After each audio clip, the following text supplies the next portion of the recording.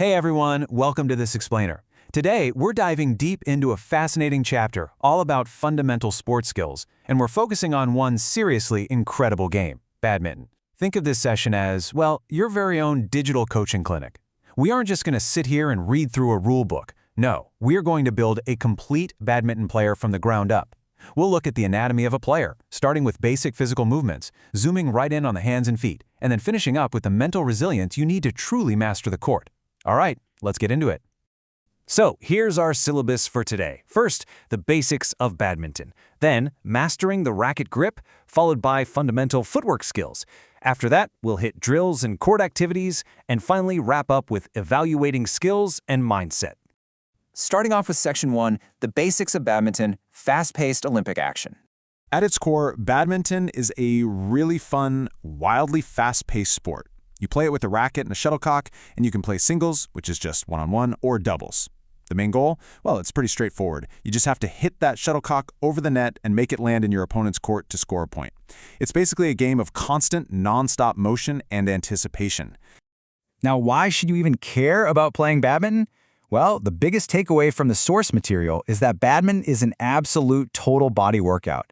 It seriously improves your overall physical fitness. And because you are constantly tracking this tiny, lightning-fast shuttlecock, it supercharges your hand-eye coordination and sharpens your reflexes. It's totally obvious why it's such a massive worldwide Olympic sport.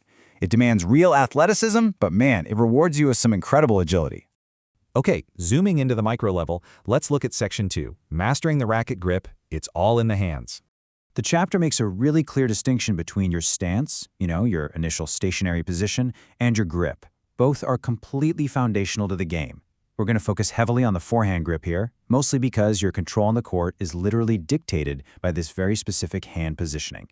Let's slow it down for a second and coach through these exact steps. To nail the perfect forehand grip, start by using a handshake grip. You literally pretend you're shaking hands with the racket handle. Make sure you're gripping the lower part of the handle for better leverage and slide that index finger slightly higher up. You want to keep the racket perpendicular to the floor and just rest your thumb gently on the lower left side. And hey, this is absolutely crucial. Actually, this might be the most important part. Hold it loosely. Just a light squeeze. Tension is your absolute worst enemy on the court. All right, once you get that grip down, you gotta test it out. The chapter introduces this awesome drill called the air toss challenge. Basically, players pair up and one person taps the shuttlecock into the air 5 times using only that specific forehand grip we just talked about, and then sends it over to their partner without dropping it. Then the partner does 5 taps. You progressively build this up to see which pair drops it the least. It's just a fantastic way to build up muscle memory without the crazy pressure of a full-blown match. And this perfectly illustrates the next concept. In what the chapter calls circle time, players pause to reflect on the reality of an actual match. Think about it. In the middle of a super intense rally, how many times do you think you'd be forced to shift your grip? It happens constantly. That perfect handshake grip needs to become so second nature that your hand just instinctively finds it again, even right after you've returned some wild, chaotic shot. We've got the hands sorted. Now let's move down to the feet for Section 3, fundamental footwork skills, moving with purpose. A huge point the source makes here is mastering what are called chassé steps. Great footwork is all about moving fast but staying perfectly balanced. The chassé step is basically a movement where one foot follows the other without ever actually catching up to it. Your back foot always stays slightly behind the front foot at an angle. It's kind of like a smooth glide. This specific technique lets you shift sideways and diagonally forward across the court super efficiently, meaning you're always in a stable stance when you finally take your swing. Now that we've got the hands and feet figured out, let's bring them both onto the court for Section 4, drills and court activities, putting it all together. This setup right here is what the chapter calls a lead-up activity. You've got 2 roles, a feeder and a lifter. The feeder gets 20 shuttlecocks, and their job is to just serve them up, while the lifter practices backhand lift shots, aiming for specific target zones marked on the other side of the net. It's a beautifully simple but highly effective way to isolate and practice specific stroke mechanics under controlled pressure. But what really makes this drill work is the scoring system. The lifter isn't just hitting the shuttlecock blindly. They score exactly 5 points if they can drop the shuttlecock right into a designated circle, and 1 point if it lands anywhere else inside the court bounds. You can even evolve this into a pair rally where you try not to drop it at all. This kind of super targeted practice, that's how you build pinpoint accuracy. It turns a wild, random swing into a calculated, strategic placement. Finally, we reach the last element of a complete athlete. Section 5, Evaluating skills and mindset, the brain game.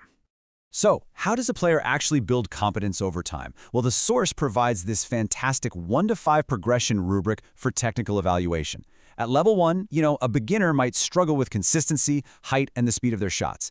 But as they keep practicing, they move up to level 3, achieving respectable height, depth, and control. The ultimate goal, though, is level 5.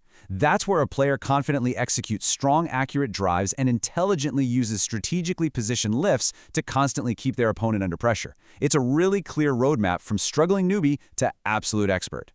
But, as we know, technical skill isn't everything. In another circle time reflection, the text asks a really vital question. How did you regain focus when you started trailing on points? The material really emphasizes identifying the rallies and movements you actually enjoyed, regardless of who scored. Having a resilient mindset, being able to find joy in the movement and pull your focus back from the brink of a losing streak is literally just as important as your physical footwork. Building on that mental aspect, the text also includes this profound progression for understanding distress and emotional challenges on the court. A level 1 player has trouble even identifying their feelings. By level 3, they're aware of their distress and what's causing it, even if they can't quite control it yet. But a level 5 athlete, the fully realized player, successfully controls their emotions and completely understands the reasons behind their distress. To be a true master of badminton, you have to be a master of your own emotional state under pressure. So, we've covered the fast-paced nature of the sport, the exact handshake grip you need, the chasse steps to move you around, the drills to sharpen your aim, and the mental frameworks to keep you focused. I want to leave you with this final provocative thought. Are you ready to step onto the court with total control over both your racket and your mindset? Because true mastery of this game only happens when the physical and the mental perfectly align. Thank you so much for joining me in this explainer, and I hope you feel completely ready to take these insights straight to the court.